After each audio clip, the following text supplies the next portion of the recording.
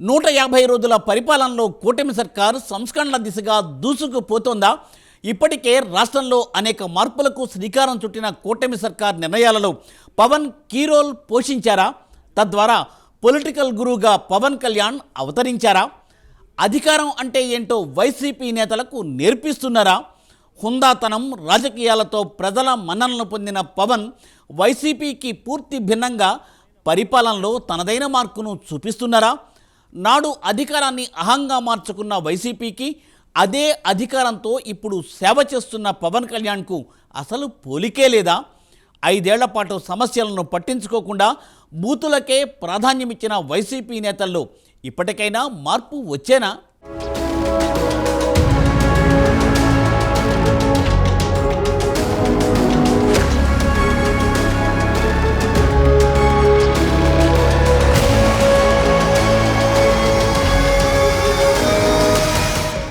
కూటమి ప్రభుత్వం 150 రోజుల పాలనను పూర్తి చేసుకుంది.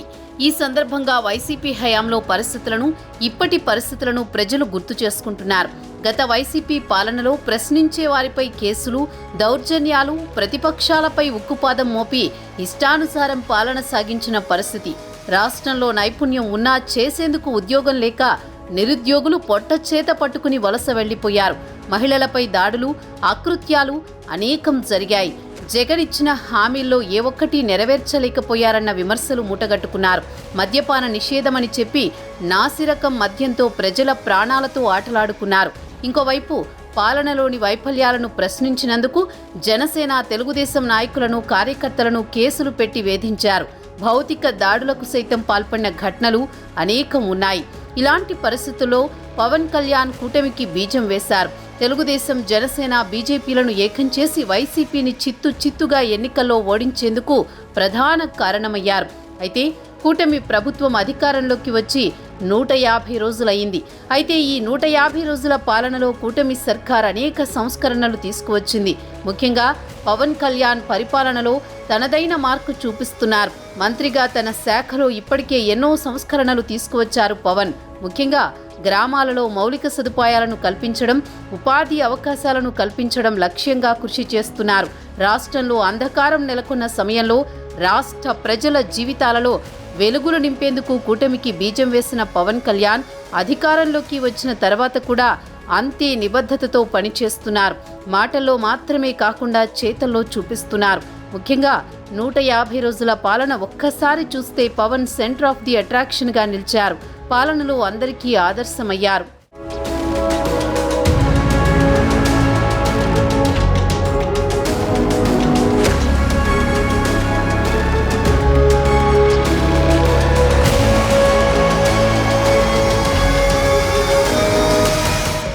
పరిపాలన అంటే అంత ఈజీ కాదు. అది అందరూ చేసేది కూడా కాదు. ప్రజలు నమ్మి అధికారం కట్టబెట్టినప్పుడు వారి ఆశలకు అనుగుణంగా ప్రభుత్వాలు పనిచేయాలి. పాలకులు ప్రజల కోరికలు నెరవేర్చేలా పాలించాలి. ప్రజాప్రతినిధులు అయ్యే అవకాశం అందరికీ రాదు. 5.5 కోట్ల మంది ఆంధ్రుల్లో 175 మందికి మాత్రమే అసెంబ్లీకి వెళ్లే అవకాశం వస్తుంది. ఎంపీలు కూడా అంతే. కేవలం 25 మందికి మాత్రమే ఎంపీ అయ్యే అవకాశం వస్తుంది. ప్రజలు ఇచ్చిన అవకాశాన్ని సద్వినియోగం చేసుకుని చట్టసభల్లో ప్రజా సమస్యలను పరిష్కరించేలా విధానాలను రూపొందిస్తే, అలా కాకుండా ప్రజలు ఇచ్చిన అవకాశాన్ని దుర్వినియోగం చేస్తూ, ప్రత్యర్థులను టార్గెట్ చేస్తూ, బూతులు తిడుతూ పరిపాలన గాలికి వదిలేసి ఇష్టానుసారం వ్యవహరిస్తే ప్రజల ఆగ్రహానికి గురికాక తప్పదు.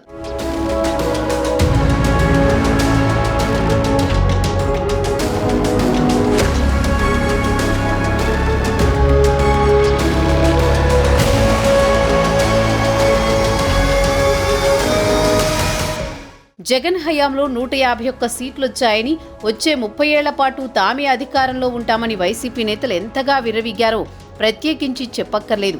ప్రతిపక్షాలను వేధించడం, ప్రశ్నించిన వారిపై కేసులు పెట్టడం, అవసరమైతే భౌతిక దాడులకు సైతం పాల్పడడం లాంటి ఘటనలు గత 5 ఏళ్లలో అనేకం జరిగాయి. ప్రజలు తమపై పెట్టిన నమ్మకాన్ని వమ్ము చేసి, అభివృద్ధిని తుంగలో తొక్కి అన్ని వర్గాలను ఇబ్బందులకు గురి చేయడంతో 2024 ఎన్నికలకొచ్చేసరికి వైసీపీ ఒక్కసారిగా పతనమైపోయింది. కేవలం 11 సీట్లతో చాప చుట్టేసింది. ఒక్కసారి గత 5 ఏళ్ల వైసీపీ పాలనను చూస్తే ప్రజల సమస్యలను పరిష్కరించే కంటే ప్రతిపక్షాలను విమర్శించడానికే ముందుండేవారు వైసీపీ నేతలు. ముఖ్యంగా కొడాలి నాని, వల్లభనేని వంశీ, అనిల్ కుమార్ యాదవ్, పేర్ని నాని, గుడివాడ అమర్ లాంటి వైసీపీ నాయకులు తమకు ఇచ్చిన బాధ్యతను పక్కన పెట్టి ప్రజలు తమపై పెట్టిన విశ్వాసాన్ని వదిలేసి ఇష్టానుసారం చంద్రబాబు, పవన్ కళ్యాణ్పై, వారి కుటుంబ సభ్యులపై విరుచుకుపడేవారు. అడ్డమైన బూతులతో రెచ్చిపోయేవారు. ముఖ్యంగా ప్రెస్ మీట్ పెట్టిన ప్రతిసారి తమ శాఖలకు సంబంధించిన మాటల కంటే పవన్ కళ్యాణ్ను, చంద్రబాబును తిట్టడానికి అన్నట్లుగా వారి ప్రెస్ మీట్లు ఉండేవి.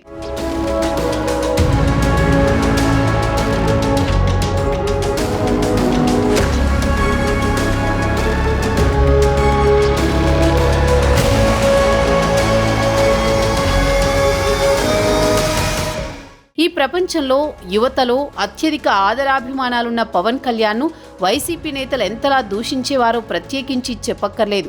అయితే కాలం ఎప్పుడూ ఒకేలా ఉండదు కదా. ఈ ఎన్నికల్లో ప్రజలు వైసీపీని గద్దెదించి కూటమి ప్రభుత్వానికి అధికారం కట్టబెట్టారు. అయితే కూటమి ప్రభుత్వం అధికారంలోకి వచ్చినప్పటి నుంచి గత ప్రభుత్వానికి భిన్నంగా పాలనలో తన మార్కు చూపిస్తోంది. ముఖ్యంగా పవన్ కళ్యాణ్ పరిపాలన అంటే ఇలా ఉండాలి అనే విధంగా తనదైన శైలిలో దూసుకుపోతున్నారు. తనకు కట్టబెట్టిన శాఖల్లో సమర్థంగా పనిచేస్తూ యుద్ధ ప్రాతిపదికన నిర్ణయాలు తీసుకుంటూ అభివృద్ధికి బాటలు వేస్తున్నారు.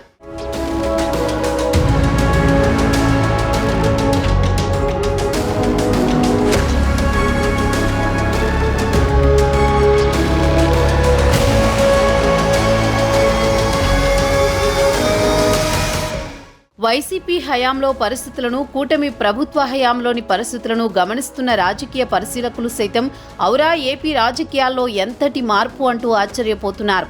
ఎందుకంటే గత పాలనలో కేవలం బూతులు తిట్టడానికి మాత్రమే తమను ప్రజలు ఎన్నుకున్నట్లు పరిస్థితి కనిపించేది. వాళ్ల బిహేవియర్ అలా ఉండేది. అయితే కూటమి ప్రభుత్వంలో అసెంబ్లీ సమావేశాలలో గాని, కూటమి నాయకుల ప్రెస్ మీట్లలో గాని వైసీపీ హయాంకి భిన్నంగా పరిస్థితి కనిపిస్తోంది. ప్రత్యర్థి పార్టీ అయిన వైసీపీని, వైసీపీ నాయకులను ఎలాంటి శృతిమించిన పదజాలంతోనూ కూటమి నాయకులు దూషించడం లేదు.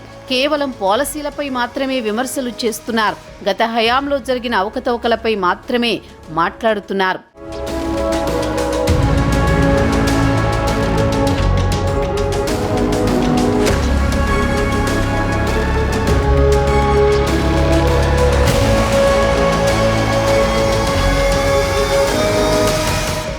కేవలం రాష్ట్ర పరిస్థితులు, ప్రజలకు ఉపయోగపడే పనులు, పాలసీలు రూపొందించేందుకు మాత్రమే పవన్ రాజకీయం చేస్తున్నట్లు కనిపిస్తోంది. ప్రజలు అధికారం ఇచ్చింది కక్ష సాధించడానికి కాదు, పరిపాలనలో విప్లవాత్మక మార్పులు తీసుకువచ్చి ప్రజా సంక్షేమం కోసం, రాష్ట్ర అభివృద్ధి కోసం పాటుపడేందుకు మాత్రమే ప్రజలు తమకు అధికారం ఇచ్చారని, ఆ దిశగానే పవన్ కళ్యాణ్ మాటల్లో కాకుండా చేతల్లో పనిచేసి చూపిస్తున్నారని రాజకీయ వర్గాల్లో కామెంట్లు వినిపిస్తున్నాయి.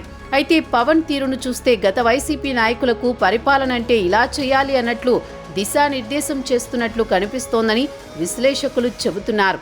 ప్రజలు మనకు అధికారం ఇచ్చేది ప్రజలు సుభిక్షంగా ఉండేలా పాలసీలు రూపొందించి పరిపాలన సాగించే విధంగా రాజకీయం చేయాలి తప్ప ప్రత్యర్థులపై, ప్రత్యర్థి పార్టీకి సంబంధించిన నాయకులపై కక్ష తీర్చుకునేలా వ్యవహరించకూడదు అన్నది పవన్ కళ్యాణ్ను చూసి వైసీపీ నేతలు నేర్చుకోవచ్చు అంటున్నారు రాజకీయ విశ్లేషకులు.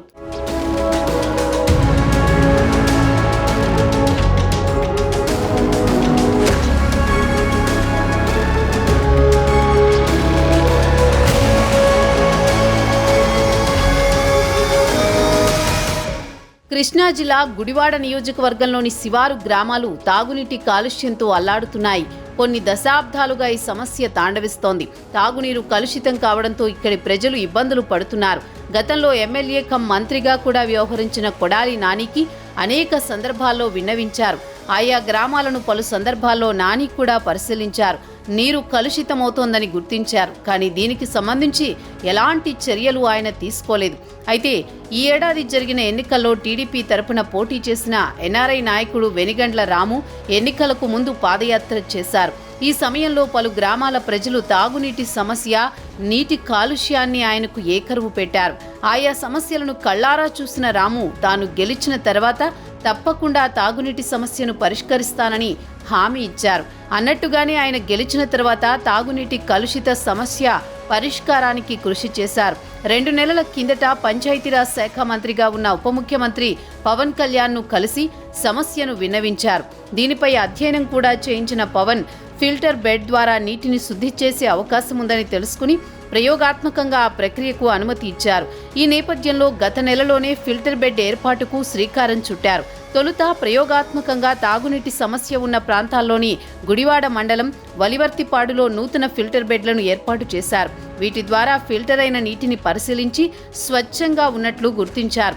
తాజాగా ఈ నీటిని ఉప ముఖ్యమంత్రి పవన్ కళ్యాణ్కు చూపించారు. శుద్ధి చేయడానికి ముందు తర్వాత నీటిని స్వయంగా పరిశీలించిన పవన్ కళ్యాణ్ సంతృప్తి వ్యక్తం చేశారు.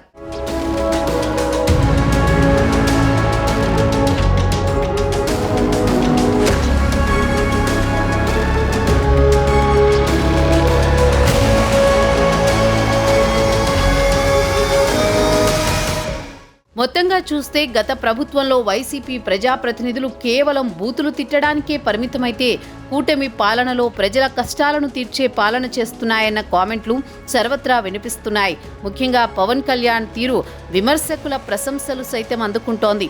ఇలాంటి నాయకుడు కదా కావలసింది అంటూ ప్రజల్లోనూ చర్చ జరుగుతోంది.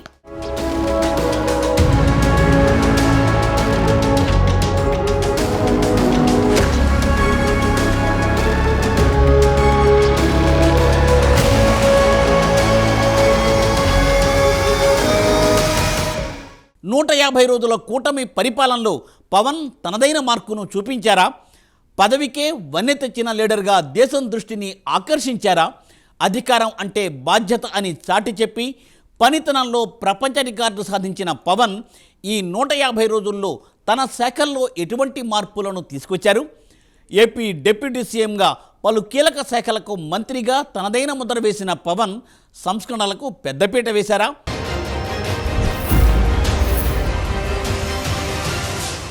గత ప్రభుత్వంలో పంచాయతీరాజ్ గ్రామీణాభివృద్ధి శాఖలు పూర్తిగా నిర్లక్ష్యానికి గురయ్యాయి. అభివృద్ధి సంగతి దేవుడెరుగు, విధ్వంసం జరిగిందంటూ జనసేన టీడీపీ కామెంట్స్ చేస్తూ ఉంటాయి. గత 150 రోజులుగా దాన్ని సరిదిద్దే పనిలో ఉన్నారు పవన్. దేశ ప్రగతికి గ్రామాలే పట్టుగొమ్మలు కావడంతో పవన్ గ్రామ స్వరాజ్యం దిశగా చర్యలు తీసుకుంటున్నారు. ఇప్పుడు గ్రామ అభివృద్ధిలో పవన్ మార్క్ భవిష్యత్తులో జనసేనకు అడ్వాంటేజ్ కానుందా? పంచాయతీరాజ్ మంత్రిగా గ్రామాలను తీర్చిదిద్దుతున్న పవన్ ప్రజల ఆకాంక్షలకు అనుగుణంగా పనిచేస్తున్నారా? గ్రామాలలో చరిత్రలో ఏ రాజకీయ నాయకుడు తీసుకురాని మార్పులను తీసుకొస్తున్నారా?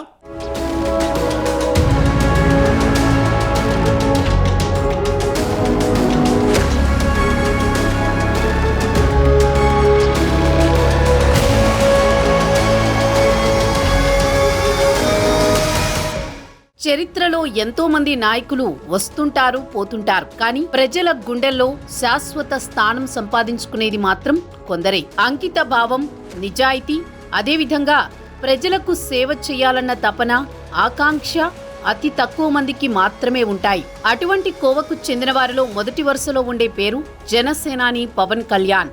ఒక రాజకీయ నాయకుడిగా దాదాపు దశాబ్దన్నర పైనుంచి ప్రజా జీవితం కొనసాగిస్తున్న పవన్ కళ్యాణ్ జనసేన పార్టీతో సరికొత్త మార్పులే తీసుకువచ్చారు. ఈ సార్వత్రిక ఎన్నికల్లో పొత్తులతో ప్రజాప్రభుత్వాన్ని స్థాపించడంలో కీలక పాత్ర పోషించిన పవన్ కళ్యాణ్ అధికారంలో భాగస్వామిగా అటు డిప్యూటీ సీఎంగా ఉంటూనే ఇటు కీలకమైన మంత్రిత్వ శాఖలను నిర్వహిస్తున్నారు. అన్ని శాఖలకు న్యాయం చేస్తూ దూసుకుపోతున్నారు. అయితే పవన్ ప్రమాణ స్వీకారం చేసిన 150 రోజుల అతి స్వల్ప కాలంలోనే వినూత్న మార్పులు తీసుకువచ్చారు. అనేక సంస్కరణలు తీసుకొచ్చారు. ఒక్క ముక్కలో చెప్పాలంటే 150 రోజుల అతి స్వల్ప కాలంలోనే పాలనలో మార్పులు తీసుకురావడం పట్ల పవన్ కళ్యాణ్పై సర్వత్రా ప్రశంసలు కురుస్తున్నాయి.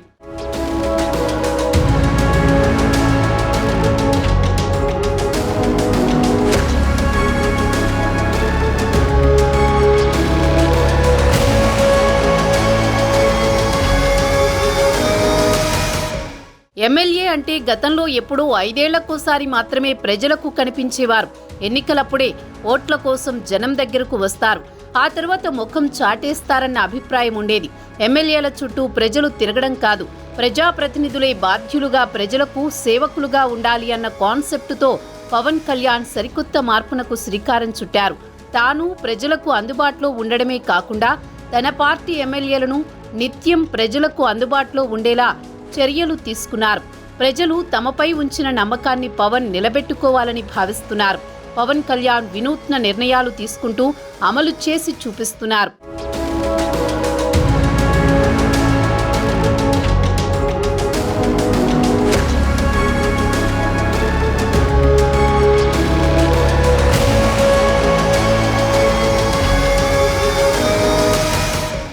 డిప్యూటీ సీఎంగా పంచాయతీరాజ్, గ్రామీణాభివృద్ధి, నీటి సరఫరా, అటవీ, పర్యావరణ, శాస్త్ర సాంకేతిక మంత్రిగా అన్ని శాఖల్లోనూ పవన్ తనదైన మార్కు చూపిస్తున్నారు. నీతి, నిజాయితీ, నిబద్ధతతో వ్యవహరిస్తూ తన వద్ద పనిచేసే అధికారులు అంతే నిజాయితీతో ఉండాలని పవన్ సూచిస్తున్నారట. ఎవరికీ లొంగని నీతి, నిజాయితీ కలిగిన అధికారులను ఏరికోరి మరీ తెచ్చుకుంటున్నారు పవన్. తన మంత్రిత్వ శాఖలకు సంబంధించిన ఫైల్స్ను క్షుణ్ణంగా పరిశీలించిన తర్వాత మాత్రమే ఆయన సంతకాలు చేస్తున్నారట. ఓ రకంగా చెప్పాలంటే ముఖ్యంగా పంచాయతీరాజ్, గ్రామీణాభివృద్ధి శాఖల్లో పవన్ కళ్యాణ్ మార్క్ స్పష్టంగా కనిపిస్తోందని రాజకీయ వర్గాల్లో విస్తృత చర్చ జరుగుతోంది. గతంలో పవన్ కళ్యాణ్ను తీవ్రంగా విమర్శించిన వాళ్లంతా ఆయన పాలనను ప్రశంసిస్తున్నారు.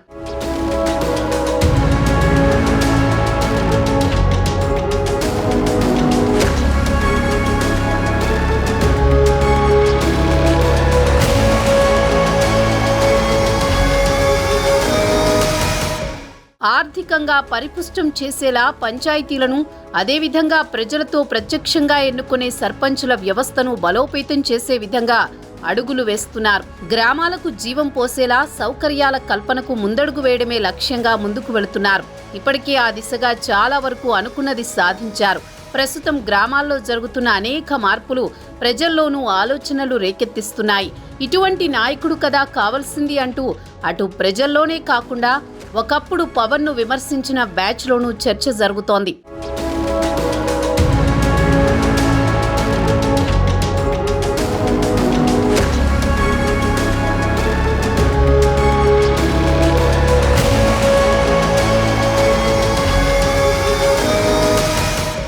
వైసీపీ హయాంలో జరిగిన డ్యామేజ్ను పూడ్చి గ్రామ స్వరాజ్యం దిశగా పవన్ కళ్యాణ్ పంచాయతీరాజ్ శాఖలో విప్లవాత్మక మార్పులను తీసుకొస్తున్నారు. జగన్ హయాంలో గ్రామాల్లో మురికి కాలువలు, గుంతల రోడ్లు కనిపించేవి. ఏ అభివృద్ధి చేయడానికి నిధులు ఉండేవి కావు. అభివృద్ధి అన్న పదాన్ని వైసీపీ డిక్షనరీలో నుంచే తొలగించేశారన్న అపవాదు మూటగట్టుకున్నారు. దీంతో దేశానికి పట్టుగొమ్మలైన గ్రామాల పరిస్థితి ఘోరంగా తయారైంది. ఇప్పుడు ఆ పరిస్థితిని చక్కదిద్దేందుకు కేవలం 150 రోజుల కాలంలోనే పవన్ కళ్యాణ్ అనేక సంస్కరణలు చేపట్టారు.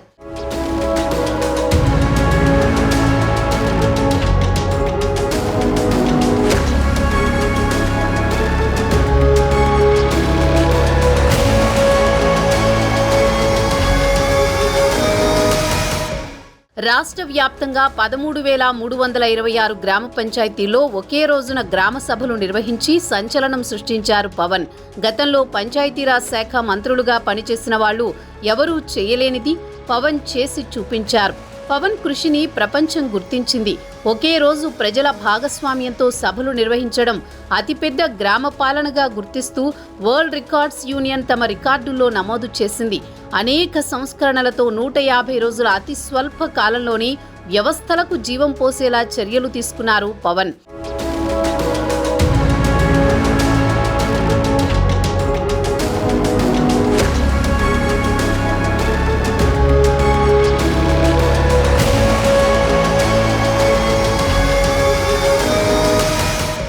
ఇంకోవైపు పవన్ తీసుకొచ్చిన మార్పులు తెలుగు రాష్ట్రాల్లోనే కాకుండా దేశవ్యాప్తంగా చర్చనీయాంశమవుతున్నాయి. నిస్వార్థానికి కేరాఫ్ అయిన పవన్ ప్రభుత్వ పథకాలకు పేర్ల విషయంలో విప్లవాత్మక మార్పులు తెచ్చిన సంగతి తెలిసిందే. జగన్ ప్రభుత్వం అన్ని పథకాలకు వైఎస్ జగన్ పేర్లే పెట్టిన సంగతి తెలిసిందే. జగనన్న విద్యా దీవెన, జగనన్న విద్యా వసతి, జగనన్న అమ్మఒడి, వైఎస్ఆర్ ఆరోగ్యశ్రీ, జగనన్న ఆణిముత్యాలు, వైఎస్ఆర్ మత్స్యకార భరోసా, వైఎస్ఆర్ చేయూత, వైఎస్ఆర్ అభయహస్తం, జగనన్న కాలనీలు, జగనన్న గోరుముద్ద, వైఎస్ఆర్ నేతన్న నేస్తం, ఇలా ఎన్నో పథకాలకు వారి పేర్లు పెట్టుకున్నారు. చివరకు డాక్టర్ బిఆర్ అంబేద్కర్ పేరుతో ఉన్న విదేశీ విద్యా దీవెనకు సైతం ఆయన పేరును తీసేసి జగనన్న విదేశీ విద్యా దీవెన అని పేరు మార్చారు. దీనిపైన విమర్శలు వ్యక్తమైనా నాటి సీఎం వైఎస్ జగన్ లెక్క చేయలేదు. అయితే ఆంధ్రప్రదేశ్లో కూటమి ప్రభుత్వం అధికారంలోకి వచ్చాక పవన్ వినూత్న మార్పులకు శ్రీకారం చుట్టారు. దేశానికి ఆదర్శమయ్యారు. ప్రభుత్వ స్కూళ్లలో మధ్యాహ్న భోజన పథకానికి డొక్కా సీతమ్మ పేరు పెట్టారు. ఎంతో మంది దేశ నాయకులు, జాతీయ నాయకులు, ప్రజలకు మంచి చేసిన వారు ఉన్నారని, పథకాలకు తదితరాలకు వారి పేర్లే ఉండాలని పవన్ కళ్యాణ్ స్పష్టం చేసి ఆచరణలో చూపించారు.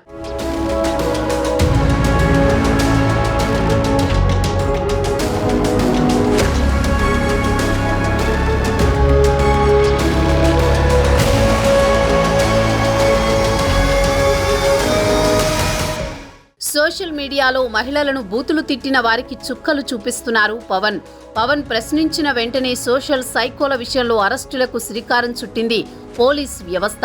గత ప్రభుత్వంలో రెచ్చిపోయిన పోస్టులు పెట్టిన వారిని వరుసగా అరెస్టులు చేస్తోంది. గెలిచిన రోజు చెప్పాను, ఇది పదా ప్రతీకారాల ప్రభుత్వం కాదు. ఇది 3 నెలలు కానీ 4 నెలలు ఒక్క మాట మాట్లాడాలి, కానీ వాళ్ళకి నెలలు ఎక్కువైపోయినాయి. ఇది మంచి ప్రభుత్వమే కానీ మెతక ప్రభుత్వం కాదు, గుర్తుపెట్టుకోండి. చెక్కి నాహదిస్తా చెప్తున్నా, గుర్తుపెట్టుకోండి. చూస్తారు భవిష్యత్తులో మీరు చాలాసార్లు చెప్పాను, మీకు యుద్ధమే కావాలంటే యుద్ధం కోరినంత ఇస్తాను. మీకు గొడవే కావాలి, నేను మీకు కోరినంత గొడవ ఇస్తాను. కాబట్టి ఎలాంటి గొడవ అంటే అభివృద్ధికి దోహదపడే గొడవ, సన్యాసులను చితగ్గొట్టి ఆడబిడ్డలకు రక్షణ ఉండే గొడవ. ఎందుకంటే నాకు సహనం లేదు, 4 నెలలు చూశాను. అంతేకాదు, తప్పు చేస్తే తనకు ఎవరైనా ఒకటే అంటున్నారు పవన్. అంతెందుకు, పవన్ తప్పు చేసినా తల తీసే చట్టం రావాలని పవన్ గతంలోనే కామెంట్స్ చేసిన సంగతి తెలిసిందే. జనసేన కార్యకర్తలు, నాయకులు ఎవ్వరు తప్పు చేసినా శిక్ష తప్పదని పవన్ చెబుతుండడం ద్వారా ఆయన కమిట్మెంట్ ఏంటో తెలుస్తోందని రాజకీయ వర్గాల్లో ప్రచారం జరుగుతోంది.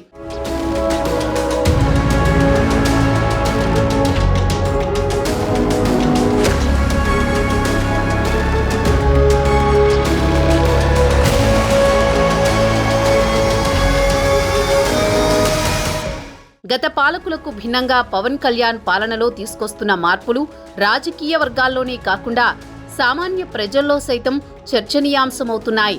రాష్ట్రం పూర్తిగా దెబ్బతిన్న సమయంలో వచ్చి కూటమి కట్టి అధికారంలోకి వచ్చాక పాలనలో తనదైన ముద్ర వేస్తూ ప్రజల అభీష్టం మేరకు అనేక సంస్కరణలు తీసుకురావడంలో తనదైన పాత్ర పోషిస్తున్న జనసేనాని పవన్ కళ్యాణ్ పట్ల ప్రజల్లో ప్రశంసలు కురుస్తున్నాయి.